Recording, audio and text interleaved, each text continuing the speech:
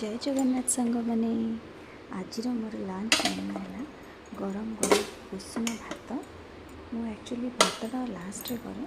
तो खाइला बेले भातटा टे गरम थी गरम भात सीधा खाई भल लगे तो भात सांग खाइले यहाँ हूँ 65 ये पिज कटा अदा कटा रसुण कटा टमाटो देखिए गोटे भेंडी 65 यहाँ भल लगे रुटी सांगे भी भल लगे खायापे ता सांग कौन पोटल आलू कषा पोटल आलू कषार बेसी झोल करनी जेहेतु डाली अच्छी डाली करें यहाँ कषा कषा कर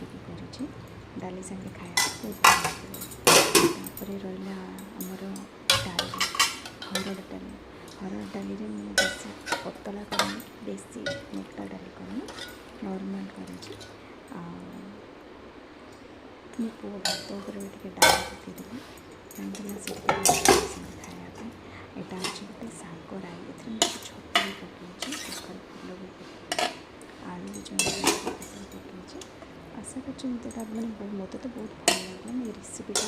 आपको वीडियो माध्यम बतेबी तो आज यहाँ हूँ कम्प्लीट लंच रही थैंक यू।